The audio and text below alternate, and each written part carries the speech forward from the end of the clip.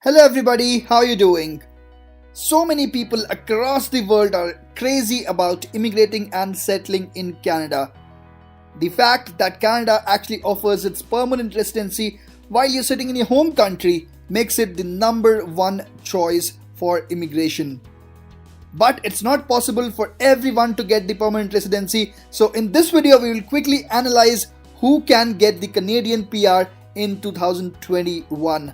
This new year is a lot different from 2020. A lot has changed. Many rules have changed. The patterns, the trends have changed. So we'll try to see if a person who's got a bachelor's degree can he or she get the permanent residency.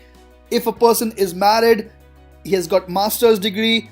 What about the person who has got an age of 30, 31, 32? Will they be able to get the Canadian PR?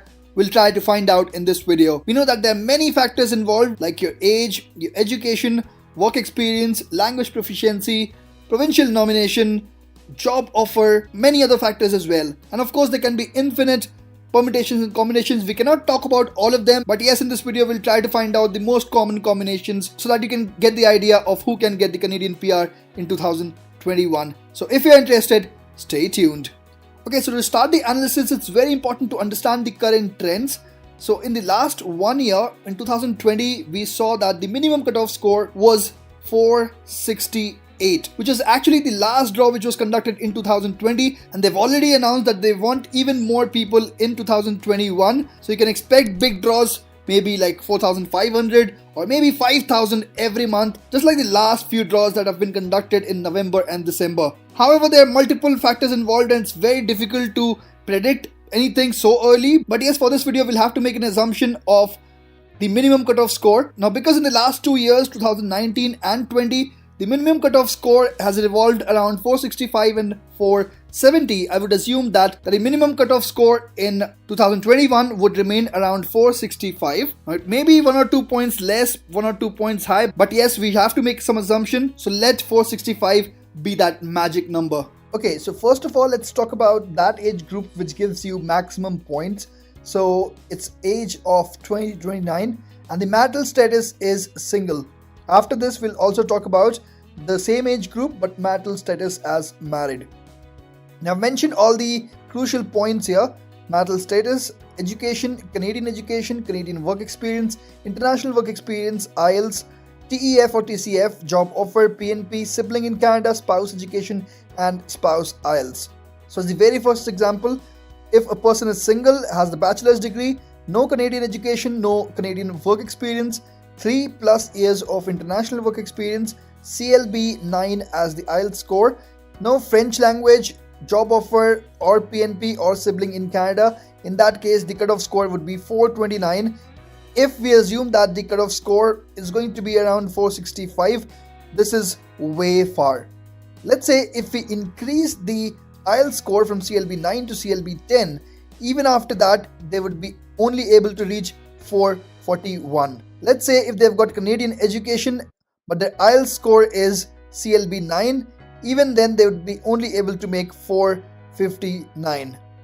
Let's say if they have got bachelor's degree, they've got an IELTS score of CLB 10 and a sibling in Canada, even after that the cutoff score would be 456. Now, talking about those people who are single and have 2 degree or diploma, no Canadian education, work experience, French language test, job offer, PNP, or no sibling in Canada. So after that, the score would be 462, which is still close to 465, but still, just with that, you won't be able to make it. Yes, if the cutoff score actually goes down to 461 or 462, then you would be able to make it, but there are very less chances for that. Now, let's say you have 2 degrees or diploma, CLB 9 in IELTS, but you have 1 sibling in Canada. In that case, you would easily clear the cutoff score because you'll get 477 score. You don't have any siblings, you have 2 degree or diploma, but you have CLB 10. Even then, you can clear the cutoff score because your score will be 474. Now, of course, I cannot talk about each and every criteria. So let's talk about those who have master's degree. So if you have master's degree, 3 years of work experience and CLB 9 in IELTS, you would get 469 score, which is really good, and you can get the ITA anytime. And of course, if you have PhD, CLB 9, then you would actually score 484, which is way above the cutoff score, you'd be easily able to get the ITA. Okay, now let's talk about the same age group but marital status as married. Here we would assume that the spouse is not a permanent resident or citizen of Canada and that they would come with the principal applicant to Canada. I've mentioned the same old factors that are listed out earlier. Here it's very important to say that whether the person is married or single, if they have got a job offer or if they have got a PNP nomination or if they're able to score good in any of the French language test, then they will be easily able to clear the cutoff score. But I assume that most people would not be able to do that, so I haven't considered those scenarios in any of my examples here. Okay, so the first category, if the person is married, has got a bachelor's degree, IELTS as CLB 9, spouse has also got a bachelor's degree but is able to score only CLB 7 in IELTS, then the score would be 423. If the spouse is able to score a little better and able to reach CLB 9, then the score would be 431, which is still not good enough.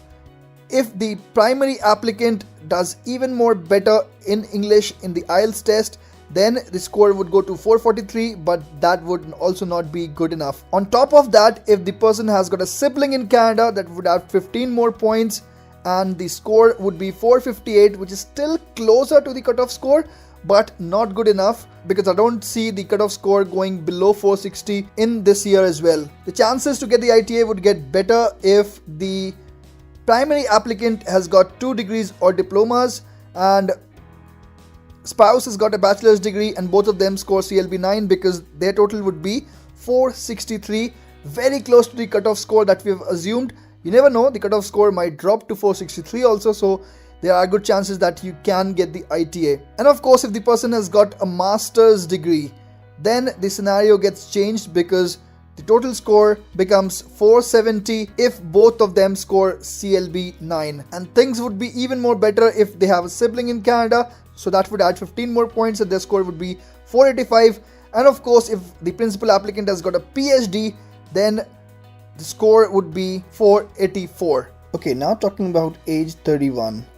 Of course, I can't make videos for all the different age groups, but hopefully after this you'll get an idea that the points actually get reduced for every year of the age increased.